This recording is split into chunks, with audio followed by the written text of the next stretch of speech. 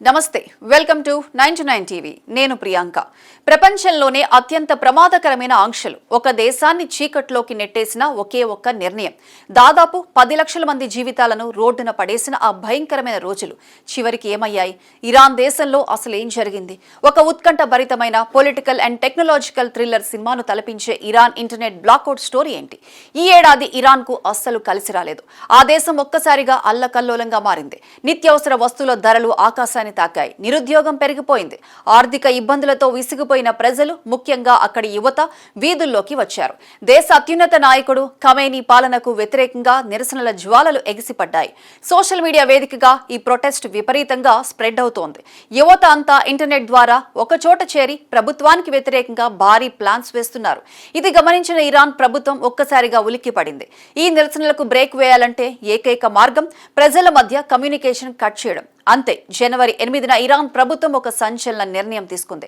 దేశవ్యాప్తంగా ఇంటర్నెట్ సేవలను పూర్తిగా నిలిపివేస్తూ ఆర్డర్స్ పాస్ చేసింది ఇంటర్నెట్ అనేది ఆధునిక ప్రపంచానికి ప్రాణవాయువు లాంటిది అలాంటిది ఒక దేశం మొత్తం ఇంటర్నెట్ బంద్ అయిందంటే పరిస్థితి ఎంత దారుణంగా ఉంటుందో ఊహించండి అంతర్జాతీయ ఇంటర్నెట్ పర్యవేక్షణ సంస్థ నెట్ బ్లాక్స్ ఈ డేటాను చూసి షాక్ అయింది సాధారణంగా ఇరాన్లో 90% నుండి 100% వరకు ఉండే ఇంటర్నెట్ కనెక్టివిటీ ఈ బ్లాక్అవుట్ కారణంగా కేవలం 1% నుండి 2%కి పడిపోయింది అంటే టెక్నికల్ గా దేశం మొత్తం కంప్లీట్ డార్క్నెస్ లోకి వెళ్లిపోయింది ఆధునిక ఇంటర్నెట్ చరిత్రలోనే ఇంత సుదీర్ఘమైన అత్యంత ఘోరమైన బ్లాక్అవుట్ ఎప్పుడూ జరగలేదని నెట్ బ్లాక్స్ ప్రకటించింది జనవరి 23న పరిస్థితి కొద్దిగా సద్దుమణుగుతోందని భావించి ఆంక్షలను స్వల్పంగా సడలించారు కానీ అసలు ట్విస్ట్ ఇక్కడే ఉంది ఫిబ్రవరి 28న ఇరాన్ చరిత్రను మార్చేసే మరో పెద్ద విపత్తు ముంచుకొచ్చింది అమెరికా ఇజ్రాయెల్ దేశాలు ఇరాన్ పై దాడులకు దిగాయి యుద్ధ మేఘాలు కమ్ముకున్నాయి బాంబుల వర్షం కురిసింది అంతర్గత సంక్షోభంతో కొట్టుమిట్టాడుతున్న దేశంపై అంతర్జాతీయ దాడులు మొదలయ్యాయి మిలిటరీ టెన్షన్స్ పీక్స్ కు చేరాయి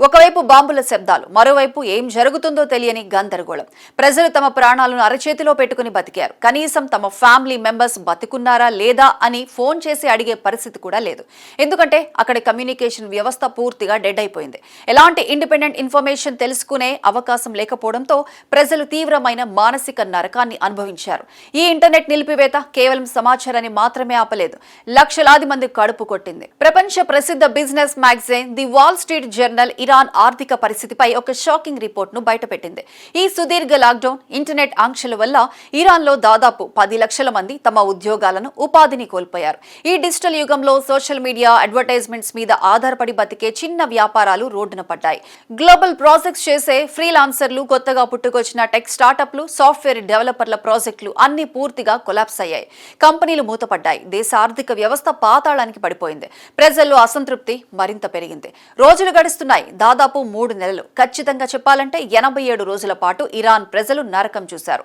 4 నెలలుగా దేశంలో అంతర్గత యుద్ధ వాతావరణం నడుస్తుంది ఈ క్రమంలోనే ఇరాన్ కొత్త ప్రెసిడెంట్ మసౌద్ పెజెష్కియాన్ బాధ్యతలు స్వీకరించారు దేశాన్ని సంక్షోభం నుండి గట్టెక్కించాలంటే ఇంటర్నెట్ ఒక్కటే మార్గమని ఆయన గ్రహించారు ఇదే తరుణంలో ఒక హై వోల్టేజ్ డ్రామా నడిచింది Iran cyberspace steering and organising headquarters అత్యున్నత స్థాయి అత్యవసర సమావేశం ఏర్పాటు చేసింది ఆ హాల్లో దేశ రక్షణ నిపుణులు సైనిక అధికారులు రాజకీయ నాయకులు ఉన్నారు ఇంటర్నెట్ ఇస్తే మళ్లీ నిరసనలు పెరుగుతాయని కొందరు ఇవ్వకపోతే దేశం ఆర్థికంగా నాశనమైపోతుందని మరికొందరు వాదించారు చివరికి అక్కడ ఒక హిస్టారిక్ ఓటింగ్ జరిగింది ఇంటర్నెట్ పునరుద్ధరణకు అనుకూలంగా 9 ఓట్లు రాగా వ్యతిరేకంగా 3 ఓట్లు వచ్చాయి మెజారిటీ నిర్ణయం ప్రకారం అధ్యక్షుడు మసౌద్ పెజెష్కియాన్ ఇంటర్నెట్ సేవలపై ఉన్న ఆంక్షలను రద్దు చేస్తూ అంతర్జాతీయ ఇంటర్నెట్ సేవలను తక్షణమే పునరుద్ధరించాలని అఫీషియల్ ఆర్డర్స్ జారీ చేశారు ఈ సంచలన నిర్ణయాన్ని ఇరాన్ కమ్యూనికేషన్స్ మంత్రిత్వ శాఖ అధికారులు అధికారికంగా మీడియాకు తెలిపారు దాంతో ఇరాన్ చరిత్రలోనే అత్యంత సుదీర్ఘమైన చీకటి అధ్యాయానికి తెరపడింది